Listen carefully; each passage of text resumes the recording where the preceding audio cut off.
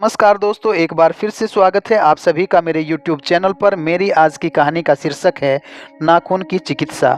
एक समय की बात है कि किसी लड़ाई में पड़ोसी देश के राजा का अंगूठा कट गया। उस राजा ने अपने राज्य के बड़े बड़े नामी हकीमों को बुलाया और अंगूठे की चिकित्सा करवाई। चिकित्सा से राजा के अंगूठे में मांस तो आ गया, लेकिन नया नाखून ना आ सका। सन की राजा ने क्रोधित होकर सभी हकीमों को जेल में डलवा दिया और कहा, तुम लोग चिकित्सकों के नाम पर कलंक हो, लोगों को ठगते हो। अब जेल से तुम्हारा छुटकारा तभी होगा तक तुम मेरे नाखून का इलाज नहीं ढूंढ लेते। और साथ में पूरे शहर के अंदर ऐलान करवा दिया गया कि कोई भी चिकित्सक का पेशा करते पाया जाता है, राजा उसे बुलाकर उससे नाखून आने की औषधि पूछेंगे और अगर वह ना बता पाया तो राजा उसे तुरंत कारागार में डाल देंगे।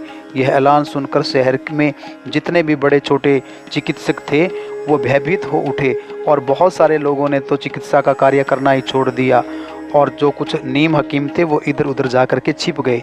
वहाँ रोगियों के इलाज के लिए अब एक भी वैद्य नहीं बचा था और यह खबर फैलते फैलते अकबर और बिरबल के कानों में भी पड़ी। बादशाह अकबर को बड़ी हैरानी हुई और उन्होंने इस राज्य के डॉक्टरों को इस अत्याचार से मुक्ति दिलाने के लिए बिरबल से आग्रह किया। बिरबल तुरंत उस राज्य के डॉक्टरों की मुक्ति के लिए राजी हो गए। बादशाह खुश हो गए और उन्होंने बिरबल को वहां जाने की आज्ञा दे दी। बिरबल ने वैद्य का रूप धारण किया और 10-5 मामूली दवाइयाँ थैले में डालकर पड़ोसी राज्य में जा पहुँचे और राजधानी में ही अपना तंबू गाड़ लिया। कुछ लोगों ने उन्हें शहर से जाने को कहा और यह भी बताया कि अगर राजा को तुम्हारे आने की सूचना मिल गई तो तुम्हें जेल के अंदर डाल दिया जाएगा। लेकिन बिरबल ने किसी की बात नहीं सुनी और अपना काम करते रहे। कुछ समय पश्चात ही उनकी उपस्थिति की खबर राजा को मिल गई और उसने हकीम को फौरन दरबार में तलब किया और कहा, हकीम साहब, मैंने आपकी बहुत प्रशंसा सुनी है। अगर आप मेरे अंगूठे का नाखून दोबारा उगा सकोगे तो मैं आपका एहसान जीवन भर नहीं भूलूंगा। मुंह मांगा इनाम आपको दूंगा, मगर जैसा कि यहाँ का कानून है, यदि आप इसमें सफल नहीं हुए तो आपको जेल के अंदर डाल दिया जाएगा। बिरबल ने कहा, अरे साहब, मेरे पास एक ऐसा नुस्खा है कि आपको नाखून सिर्फ 4 दिन में आ जाएगा। मैं जिन जिन दवाओं के नाम बताऊं आप वे दवाएं मंगवा ले। यदि फिर भी आपका नाखून नहीं आता तो आप मेरा शीश कलम कर सकते हो। राजा ने कहा, इतने यकीन से जवाब देने वाला हकीम आज तक मैंने नहीं देखा, इसलिए मुझे भी यकीन है कि मेरे रोग का अंत हो जाएगा।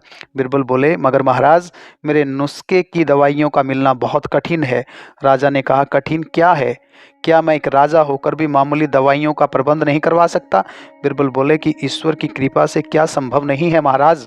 मुझे विश्वास है कि आप उन दवाओं को मंगवा सकते हैं, पर मुझसे एक वायदा कीजिए और लिख कर दीजिए कि अगर आप 1 महीने के अंदर औषधि ना मंगवा सके तो फिर आप मुझसे कुछ ना कहेंगे और ना ही मुझे दोषी ठहराएंगे। और आपने जितने वैद्य हकीमों को पकड़ करके जेल के अंदर डाल रखा है, आप उन सब को छोड़ देंगे। मेरा वादा है कि जब भी आप दवा मंगवा देंगे उसी वक्त मैं आपकी सेवा में हाजिर हो जाऊंगा। राजा ने सोचा कि इस हकीम को मेरे धन और प्रभाव का कोई इल्म नहीं है। आखिर ऐसी कौन सी दवा है जिसे मैं हासिल न कर सकूंगा? यह सब सोच करके राजा ने बिरबल के कहे अनुसार एक प्रतिज्ञा पत्र लिखा और बिरबल से दवाओं के नाम पूछने लगा। बिरबल अपनी मर्जी के मुताबिक काम होते देखकर एक शेर पढ़ने लगा, क्या अजब आना है उन नाखून का, फूल अगर गुल्लर का हो, पेशाब मछली का। बादशाह ने शेर सुना और फिर अपने दीवान को इन दोनों चीज़ों को लाने का हुक्म दे दिया। दीवान ने तुरंत हरकारों को दवा की खोज में भेजा, मगर वे खोज ना सके। 1 माह का वक्त पूरा हो गया। अब बादशाह लाचार था, अतः उसे लाचार होकर सभी वैद्यों हकीमों को छोड़ना पड़ा।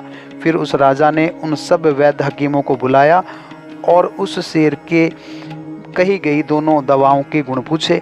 सब ने इन दवाओं की बहुत तारीफ की, क्योंकि बिरबल ने पहले से ही उन सबको समझा दिया था कि अगर राजा तुमसे पूछे तो इन दवाओं की तारीफ आप लोग ज़रूर करना।